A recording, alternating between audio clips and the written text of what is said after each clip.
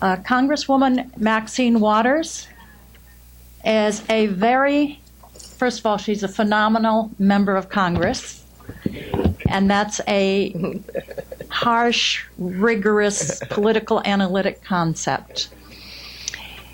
She comes from California. She's a Democratic Congresswoman representing California in the LA area. And she is the ranking minority member of the House Financial Services Committee. The ranking member means that when the Democrats next take over the House, she will be the chair of the House Financial Services Committee, which is responsible for all domestic and international financial institutions. That does not include the UN or the OECD, but it does include the IMF and oversight of the Financial Stability Board and such.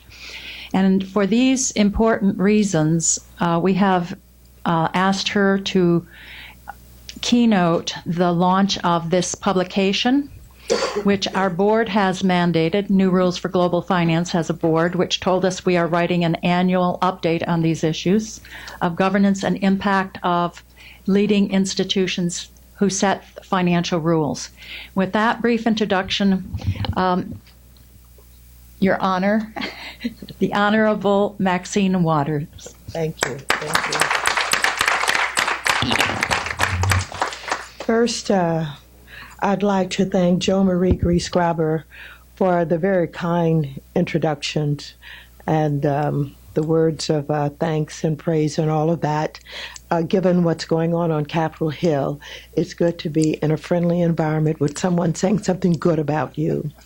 And I'm so honored to have been invited here today by the New Rules for Global Finance Coalition to talk about governance of the international economy and the role of the world's major economic institutions in helping to shape and manage the global financial system. First, I'd like to say that I very much welcome this report by the New Rules Coalition and the contribution it makes in calling attention to one of the most challenging issues we face today. How do we manage the global economy, and how do we make our existing international institutions more effective in helping to preserve global stability and promote sustainable growth in a way that is broadly shared? In a world of sovereign states, the underlying challenge to effective global economic governance originates from the absence of a single global entity responsible for overseeing the system and establishing the rules necessary for its operation. The core infrastructure of the global economy will need to be based, in my view, on effective national rules coupled with increased international cooperation among nations, but through informal channels and through established multilateral institutions. Given the importance of our global economic institutions in these efforts and the fact that these institutions have no system of direct democratic accountability, it is all the more important that there be confidence in their governance and that they be transparent and accountable. Particular attention should be paid to the effectiveness of their policies and the impact they have on developing countries. Any examination of these institutions should first acknowledge how much progress they've made in the many areas over the past 20 years, in large part due to pressure from civil society and individual governments. This is particularly the case with regard to the Bretton Woods institutions. Whatever deficiencies people might identify or perceive, one thing the international financial institutions cannot be accused of is being indifferent to the pressure or impervious to change. Having said that, I believe the first set of governance reforms we need at the Bretton Woods institutions is a more effective voice for developing countries. These countries now represent a much larger proportion of world economic activity than when the World Bank and the IMF were created in 1944. Voice and representation reforms are imperative in order to reestablish the credibility of the bank and the fund, as well as international institutions contributing to growth with equity and stability for all countries. I believe it is very much in our interest that the World Bank as the world's premier development institution remains strong and credible and effective. One of the important contributions the bank has made to the vitality of development efforts is its emphasis on good governance, its commitment to democratic values, and inclusive participatory decision-making. In fact, 20 years ago, the bank became the standard bearer for democratic accountability at the multilateral development institutions by establishing the inspection panel. This marked a very important advance in the governance of international institutions. By creating an independent forum through which ordinary citizens who felt disadvantaged by bank projects could submit their complaints and see them addressed, the bank gave voice and standing to affected people. For the first time, an international organization provided a means through which individual citizens could hold the bank accountable to its own standards. Today, the inspection panel continues to contribute in important ways to project quality and improved development outcomes. But the World Bank can only be effective in conveying a message of good governance if it is seen as having good governance itself. There must be a belief that its own governance conforms to the standards that it demands of others, including standards relating to the choice of personnel and due process. One of the bank's most important assets is its human capital. It has created one of the most talented and qualified bureaucracies around the world, but the bank has some serious work to do to ensure that its processes for hiring, retaining, and promoting staff are free from discrimination. It must also ensure that the staff have access to a justice system that they can trust that will be fair and impartial. This is an issue I will continue to follow very closely. Another area where I'm optimistic we'll see permanent change is the World Bank's annual quote, doing business report, which ranks countries according to their attractiveness to business.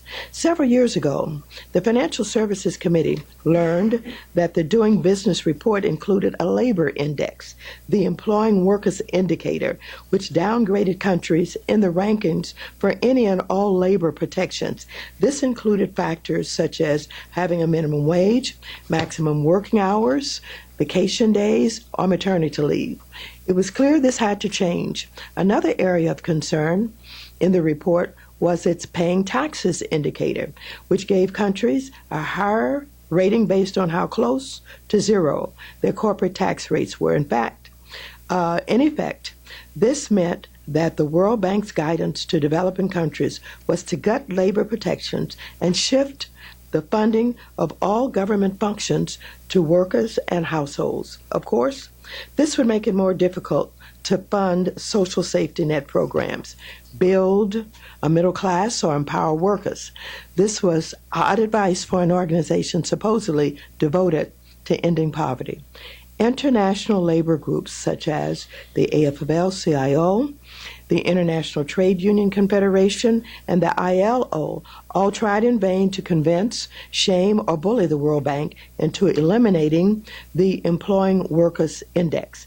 After our committee held a meeting on the subject several years ago, we made it clear to the World Bank that its funding could be very, very slow in moving forward through the committee until this problem was resolved.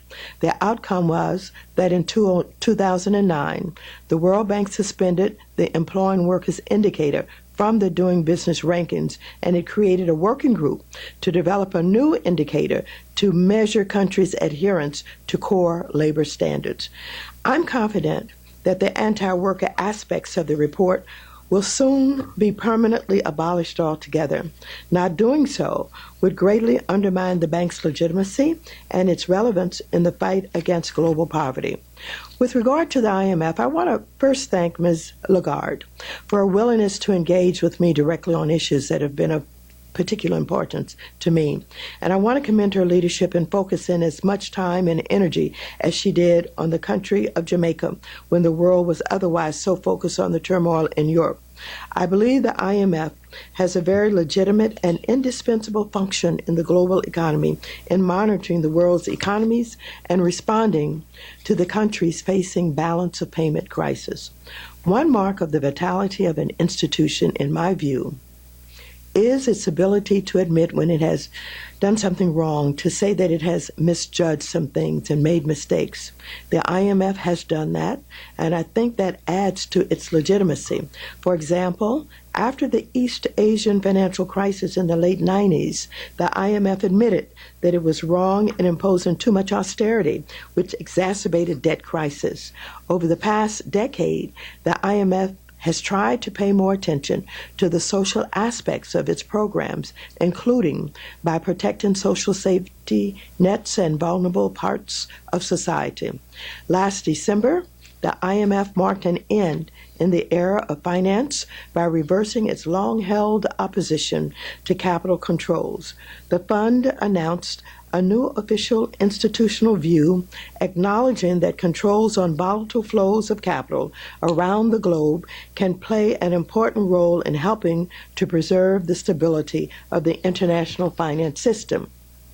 Moreover, when Congress authorized an IMF quota increase in 2009, which included a limited amount of gold sales, the IMF agreed to use a portion of the proceeds to help the poorest countries. This included the elimination of interest payments on its loans to the poorest countries for 5 years. However, there are areas where I believe the IMF needs to do a better job. First, it's clear that the fund doesn't always strike the right balance between austerity and growth, which has had some very negative consequences. Second, I believe the IMF should stick to what it knows best, macroeconomic issues that bear most directly on balance of payment questions. For example, it's difficult to understand why monetary economists at the IMF should intervene in a country's labor market policies, particularly when they encourage labor market flexibility measures. Labor market flexibility is nothing more than a euphemism for measures that make it easier for firms to fire workers and dilute the power of unions to negotiate on behalf of workers. I understand that the IMF has recently recommended a number of these policies in Europe and elsewhere. The IMF should not be rewriting the social compact in countries that recasts the balance of power between labor and capital. Now, on a positive note, I'd like to add my very strong support for recent work at the IMF and elsewhere to study and encourage a more efficient approach to sovereign debt restructuring. The issue of sovereign debt is back at the center of economic policy debate. This is a result not only of the global crisis, but also because of recent court rulings that would give greater leverage to vulture funds, which could undermine the future debt restructuring efforts. I favor an approach that would establish a formal, institutionalized, and politically recognized procedure for restructuring the debt of bankrupt sovereigns. It would extend legal protections to both the sovereigns and creditors involved. Under certain conditions, an international sovereign debt restructuring mechanism could allow for the orderly and swift resolution of debt crises in ways that would not only make crisis less costly, but would also encourage sovereign debtors and creditors to act more responsibly in normal times. There are a couple of principles that I think should underlie such a mechanism. For example, odious debt should be written off. This should include, for example, the kind of debt that the Congo had as a result of Mobutu borrowing, or Ethiopia, which was given loans that paid for arms that went to Mengistu. Also, when loans were made with advice from international lenders, advice that was wrong and led to projects that were poorly designed, the lenders should bear some of the risk for bad lending. In any event, the recent court rulings allow vulture funds to interfere with Argentina's ability to make payments to creditors that had accepted a debt restructuring that debt restructuring have caused widespread concern. Both the World Bank and the IMF have noted that this will encourage holdouts and discourage creditor participation in future sovereign debt workouts, which could pose a very real threat to global financial stability. This brings me to what I think is one of the central problems with the way we have approached international economic policy through our trade agreements and through the policies of the international financial institutions. I believe our international economic policy has been too one-sided, too focused on elevating the interest and mobility of capital over all other considerations. This was based on the misguided belief that unfettered markets would not only create wealth and stability, but would also solve almost all social problems through a trickle-down of benefits to others in society. But this isn't what has happened. Over the past 30 years, we have seen a growing increase in inequality in the United States and in other advanced and some emerging market countries. This was the case even during periods of sustained growth. In fact, today, the United States has the highest level of inequality of any advanced industrial country. Although some degree of inequality is necessary for the function of a market economy, since it creates incentives to work hard and take risks, here in America and elsewhere, we have much more inequality than is necessary for any efficiency. Left entirely to its own, the market system will produce more inequality than is economically necessary, and excessive inequality not only undermines social and political cohesion, it is also shown to have negative effects on growth. World Bank research has shown that growth alone is not sufficient in reducing poverty. You also have to pay attention to how the benefits of growth are distributed so that its benefits are broadly shared. Recent research at the IMF has shown that inequality can also undermine growth because it weakens demand and depresses consumption. Now, I believe certainly in capitalism. I recognize the power of capitalism to create wealth, and I believe markets are the main engines of wealth creation in our country and elsewhere. But in order to be truly supportive of the free market, I believe you must also be supportive of government. This is because we need to have an appropriate set of public policies in place to rein in the excesses of the market, to help maintain stability, and to ensure that the benefits of capitalism are broadly shared. In fact, one of the most important lessons we have learned from the recent financial crisis is that markets must be deeply embedded in the systems of governance. The idea that markets are self-correcting has received a mortal blow.